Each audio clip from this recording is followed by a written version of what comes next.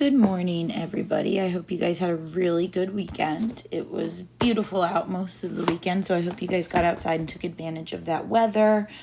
Were able to see some family and stuff like that. I did. It was really nice. So we're back. We've got a couple weeks left, so let's just jump right into some circle stuff again. Today we're going to be talking about inscribed angles. And before we get started, I just want to review the difference between central angles, which we've already talked about, and inscribed angles, which we are going to talk about today. So central angles, if you recall, are angles whose vertex is the center of the circle. Okay, so let's say this is circle X, and we have points A and B. Okay, we know that the relationship between central angles and their arcs are that they are congruent. So the measure of angle AXB is equal to the measure of arc AB. So for example, I might know that the measure of this angle here is, let's say, 95 degrees. That means the measure of this arc A to B, because that's where the endpoints of the angle are, would also be 95 degrees. Okay, but today we are going to talk about inscribed angles. And inscribed angles are a little bit different because the vertex is no longer on the center of the circle. Okay, so an inscribed angle looks like this, and you can tell it's different because the center of our circle would be somewhere there. That's not the vertex of our angle. The vertex of our angle is on the circle. Okay, so the vertex X is on the circle. So we need to figure out what is the relationship. What is the relationship between the measure of angle AXB and the arc that it creates, which would be the measure of arc AB. Okay, so that's what we're going to discuss today. Okay, so like we just mentioned, an inscribed angle is an angle with its vertex on the circle with two sides that are chords. Okay, so you could see in our example here, we've got angle ABC. The vertex B is on the circle, and the two chords are BA and BC. An intercepted arc is the arc that lies between the endpoints of an inscribed angle. So the arc here would be arc AC. The degree of the inscribed angle is equal to half of the measure of its intercepted arc. So this angle, measure of angle ABC, is equal to 1/2 the measure of arc AC. Okay, so when we're working with central angles, they're the same size. When we're working with inscribed angles, the angle is half of the arc. Okay. If an inscribed angle intercepts a diameter, then it is a right angle. Because remember, diameter creates a semicircle. So we're talking about angle CAB here. It intercepts a semicircle. Half of 180 is 90.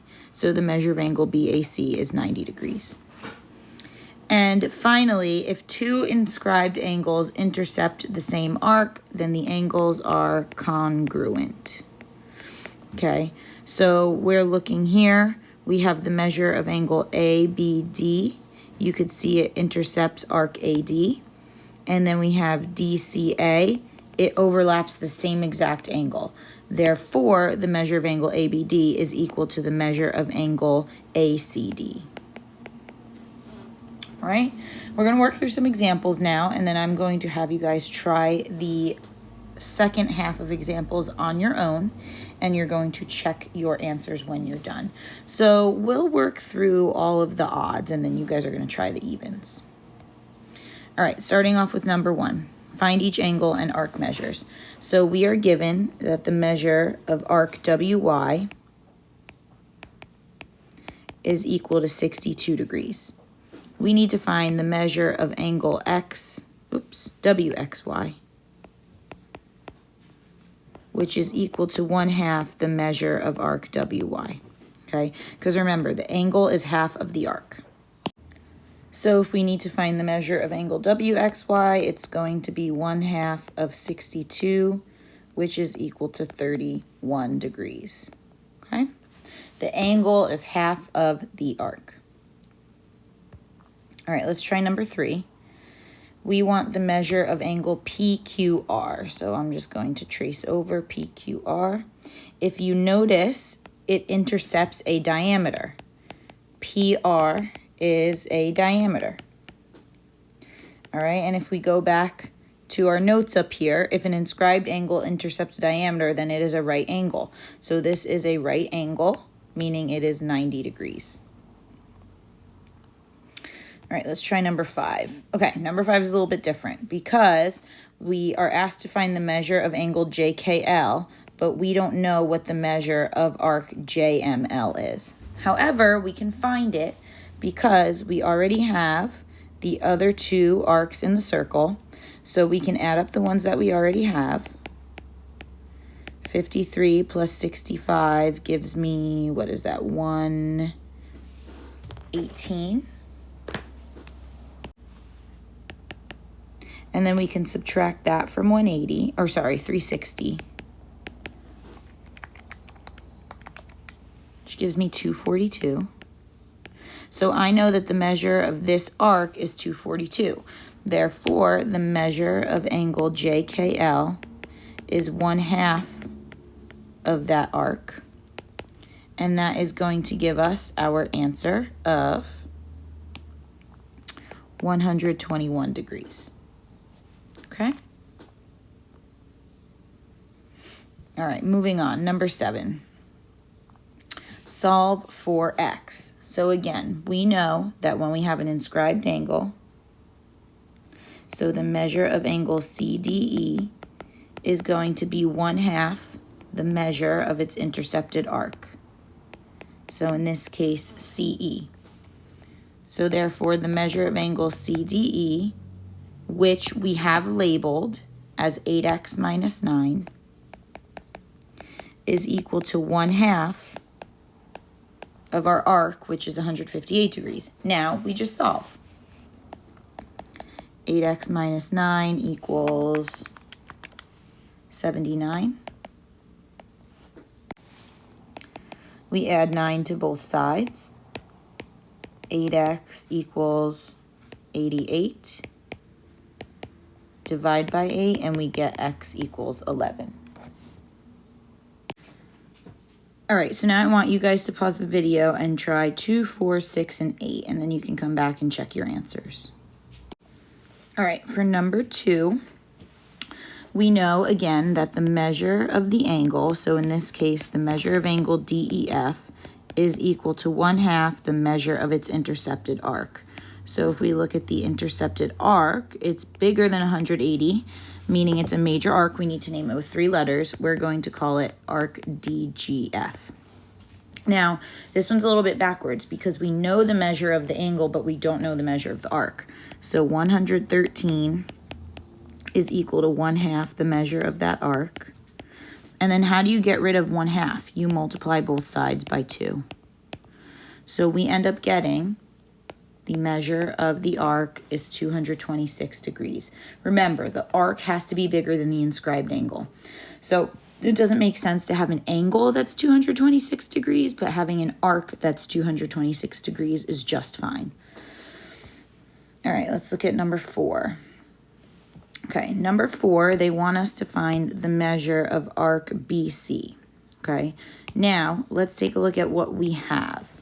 I know that this right here is a diameter, which means this part of the circle is 180 degrees. I can find the measure of arc AC because I can double the value of my inscribed angle. So 47 times 2 gives me 94 degrees here.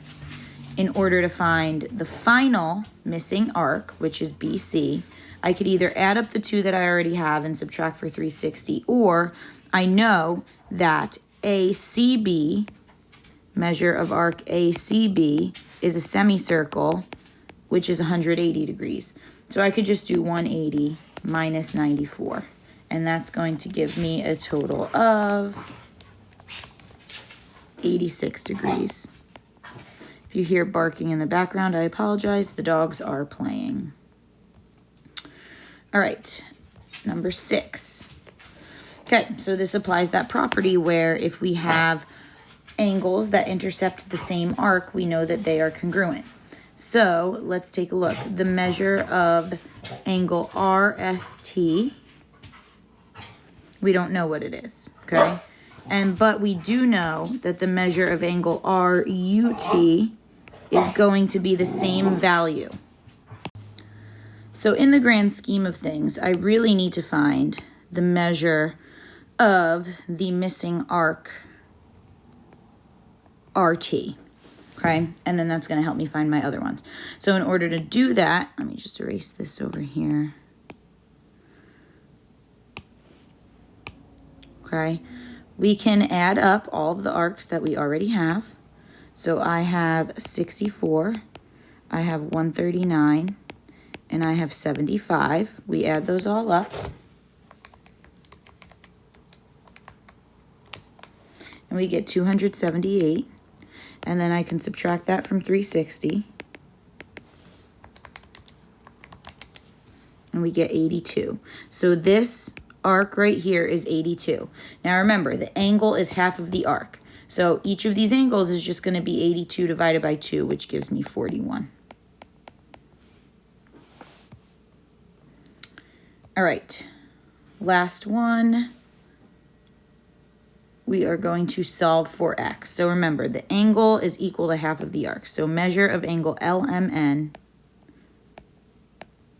is equal to 1/2 the measure of arc LN.